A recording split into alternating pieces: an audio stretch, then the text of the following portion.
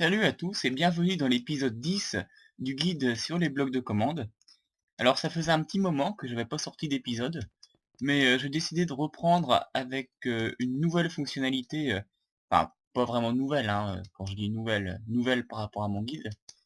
Une commande qui est quand même très utile dans la création de cartes. Euh, une commande qui permet de détecter des entités dans une zone, ou alors selon d'autres critères. Donc là, on va le voir sur plusieurs cas. Bon, le premier, donc c'est la commande test for. Le premier cas, on va détecter la présence d'un joueur, @A c'est pour tous les joueurs, dans un rayon de 4 blocs. Alors là, les sélecteurs, hein, je vous renvoie à mon épisode 8 hein, sur les sélecteurs. R c'est pour le rayon. Donc maintenant, si j'active le bloc de commande, et bah, il m'a trouvé là. Car je suis dans un rayon de... Je suis à moins de 4 blocs en fait du bloc de commande. Par contre, si je m'éloigne, bah, je ne suis plus dans le rayon. Du coup, il me trouve plus. Voilà. Donc donc cette commande permet de détecter une entité dans une zone. Après, il y a d'autres... on peut mettre d'autres sélecteurs ici, hein, d'autres critères. Hein. Mais là, je vous renvoie, comme je vous l'ai dit, à l'épisode 8. Donc c'est pas tout. Alors ça c'est bien beau hein, de trouver des entités. Mais on peut aussi utiliser un comparateur. Donc que l'on place directement en sortie en fait du bloc de commande. Et vous allez voir que maintenant, si je réactive le bloc de commande et que je me mets dedans, eh bien, comme il trouve un joueur qui correspond aux critères, eh bien, oui, il faut que je recommence, eh bien, il va émettre un signal d'une puissance de 1. C'est-à-dire que le comparateur qui est là, bah, il va émettre un courant qui s'étend à un bloc seulement. Donc là, il y a du courant, là, il n'y en a plus. C'est vraiment une puissance de 1. Alors maintenant, il faut savoir on peut le tester avec n'importe quelle entité, ce qui va nous permettre justement d'en détecter plusieurs. Donc par exemple maintenant, donc oui, je l'active. Évidemment, ça s'actualise pas hein, si je m'éloigne. Pour ça, il faudrait faire une horloge pour alimenter le bloc de commande en continu. Donc pour actualiser la détection, faut réalimenter à chaque fois le bloc de commande. Voilà. Donc si je m'éloigne et que je les réactive, le courant disparaît. Donc on va le tester sur des entités, sur toutes les entités qui se trouvent dans un rayon de 4 blocs.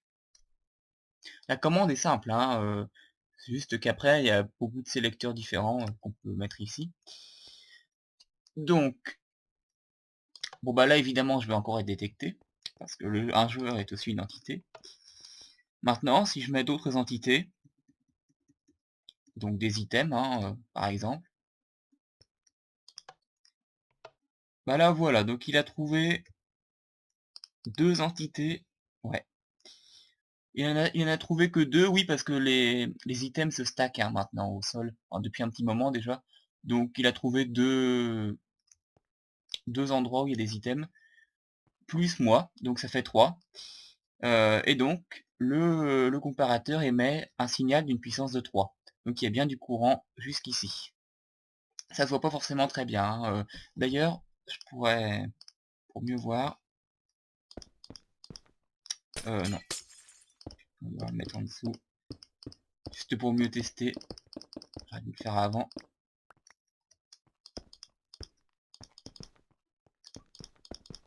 Hop. Bon, on va recommencer. Donc, bon là je l'ai pas réactualisé. Ah oui, mais le problème c'est que ça s'alimente toujours un cran plus loin. Bon, enfin voilà, vous aurez compris, hein, je pense.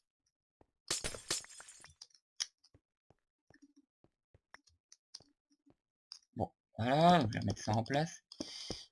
Donc on peut le tester sur n'importe quelle entité.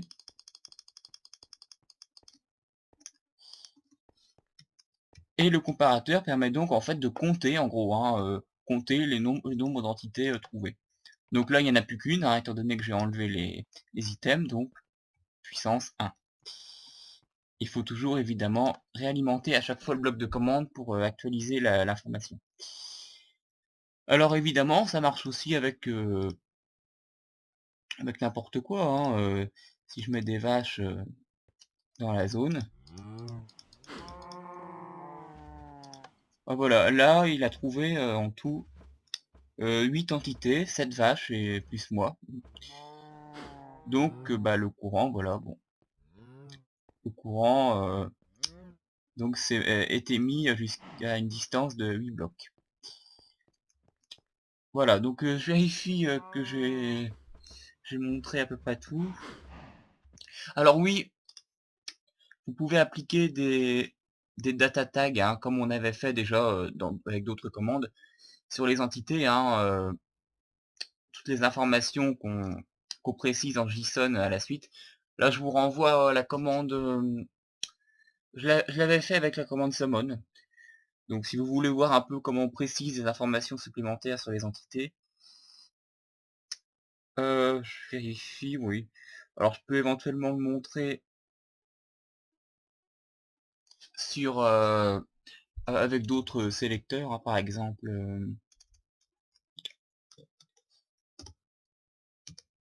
Ouais, je crois que c'est ça, level min pour l'expérience.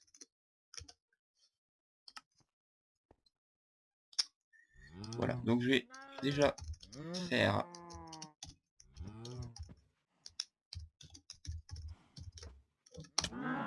non, je me suis loupé quelque part.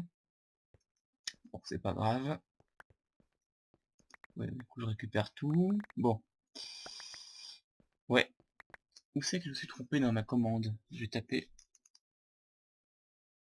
Ah, le point d'exclamation, faut le mettre là. C'est pour ça. Voilà. Bon. Oui, donc, pour le faire avec une autre... avec un autre sélecteur, hein, vous pouvez... Alors là, il va rien trouver. Bon, je vais ranger mon inventaire. Ça, pour savoir comment on fait, hein, je vous renvoie à l'épisode 2. Donc, bah, je vais me mettre en survie parce que l'expérience... Donc, je suis un peu con par contre parce que oui, du coup... Voilà, donc cette commande-là, LM, c'est le niveau minimum d'expérience, hein. Donc là, il va essayer de... Il va chercher tous les joueurs. J'ai pas précisé de rayon, hein. Vous pouvez mettre plusieurs arguments aussi, hein, préciser un rayon, un niveau, etc. Bon là j'ai mis tous les joueurs qui ont un niveau minimum de 10. Donc, là pour l'instant il détecte rien. Donc là non plus parce que j'ai pas de niveau d'expérience. Par contre, si je m'ajoute des niveaux maintenant, voilà, et ben là il détecte, il m'a trouvé. Et là il me trouvera n'importe où dans le monde, parce que j'ai pas précisé de rayon. Voilà, donc c'est à peu près tout pour cette commande test fort, hein. Je vous laisse expérimenter de votre côté. Voilà, à chaque fois je présente les principes de base, je ne présente jamais tous les cas parce que ce sera un peu long. Après je vous laisse approfondir. Dans un prochain épisode, je présenterai une commande similaire, mais cette fois-ci qui s'applique aux blocs et non plus aux entités. Voilà, donc à plus tard et merci d'avoir regardé, d'avoir suivi cet épisode 10.